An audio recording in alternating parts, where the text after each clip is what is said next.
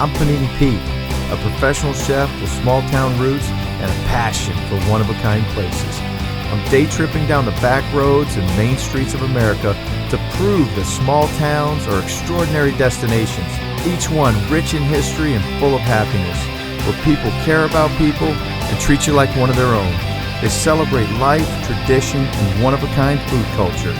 So join me as we gather all the local ingredients to serve up a big helping of small-town flavor.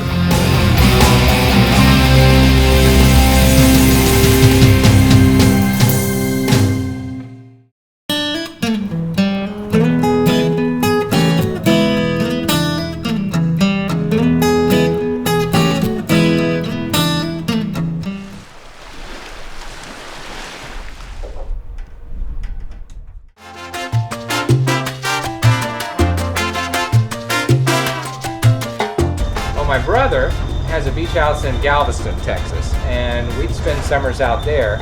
And there was a shrimper, and then he had a retail or a wholesale client in the morning, and whatever he had left over, then he'd drive down the island and had this old beat-up pickup and a cowbell, and he'd drive down the island just ringing this cowbell, and we knew it was shrimp time. Anyway, I took that same kind of concept and introduced it to this area, and they've never seen anything like it. And so I wanted to have a fresh, local, consistent opportunity for the community, and that's what I've done. So I just service the Eastern Shore, and I do it on the weekends. It's just kind of a side thing that I do, but I really enjoy it, and people have a lot of fun.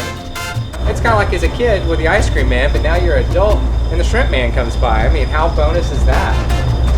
So it's a lot of fun.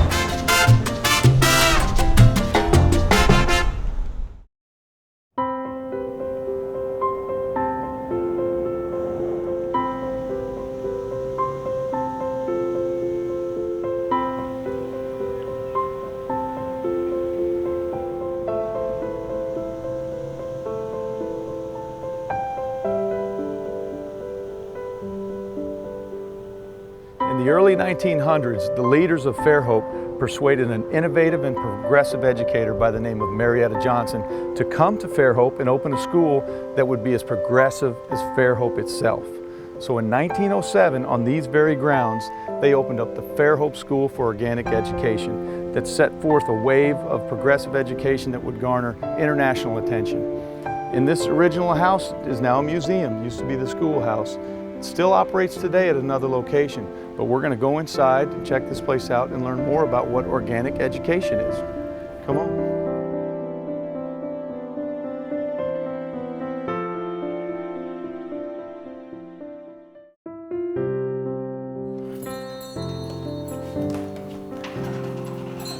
Well, hey Maggie, how are you? Hey Pete, so glad you could come. Welcome to the Marietta Johnson Museum. Good to see you. This is Maggie Mosteller. She is the director here of the museum.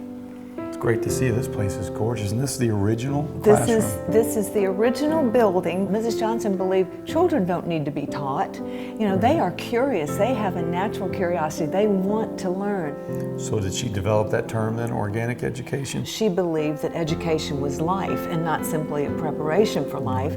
And the word organic kind of is associated with something living and changing always. So what was a typical day in school like back in the early 1900s? The children got all their academic requirements, but they also were exposed to the creative arts and were able to do things with their hands, like silversmithing. The seniors in the high school were allowed to design and make their own class rings in the silversmith shop. And here they are in class down in one of the gullies? That's in one of the gullies. That was playtime. They've got bows and arrows. Shooting bows and arrows? Yeah. I did not get to shoot bows and arrows in school, never. This is a picture of the students building one of their classroom buildings. They built their own classroom? I just hoped I went through a day of recess and didn't get beaned in dodgeball, and these guys get to make pottery and build buildings. John Dewey visited here in 1913, and I want to show you. He took this photograph of Mrs. Johnson and used it on the inside cover of his book. And then chapter 2 is all about Mrs. Johnson and her experimental school. Mrs. Johnson believed if children came away from school with one lesson learned, it should be the love of learning for the sake of learning. Appreciate you telling everybody about us. Come visit me right here on the Faulkner campus. Visit her right here on the Faulkner campus. Wow, what an amazing museum. That tour was so inspiring, just learning about how these kids use their hands and their minds and their creativity to just grow and develop. What a great approach. Speaking of creativity and using your hands, we're heading over to the Punta Clara Candy Kitchen, where for over 50 years and 4 generations, they've been making fresh candies. So I can't wait. We're going to go down there, sample some stuff, maybe make a little bit of candy, and just have some fun, learn some history of the house and the business and the family. So come on, let's go eat some candy.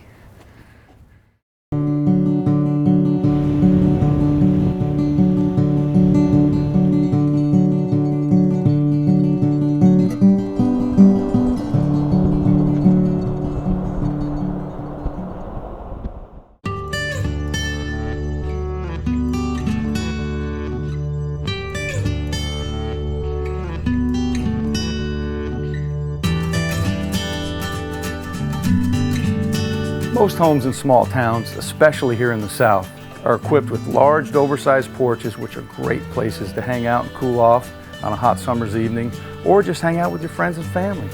Another great place for family traditions is in the kitchen.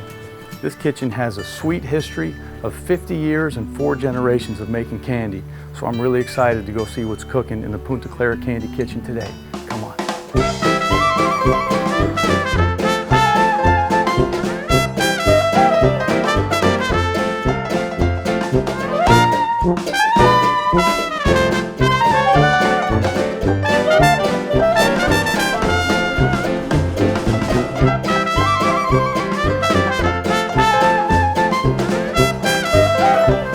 Two of the biggest reasons I'm excited about being here is one, their use of local ingredients. Pecans are everywhere in here, and that's a huge agricultural item here. Their use of local products is great. Second, another small town southern tradition is free samples. They're everywhere. We're going to get into some right now.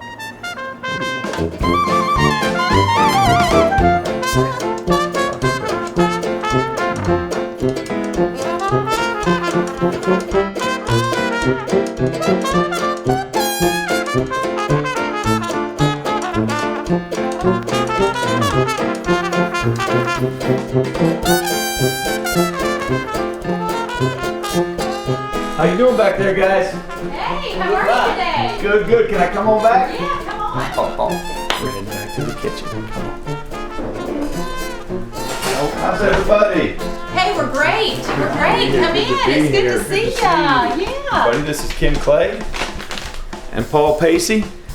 Thanks for letting us come back here, guys. Welcome. Glad you're here today. We're so excited. Well, I gotta know. Tell me some history about this place. What's the story behind this house? Well, this was my grandmother's business. She started it in 1952, and this house belonged to her grandparents. And it was built in 1897. She started down the road in an outbuilding in her backyard making cakes for neighbors.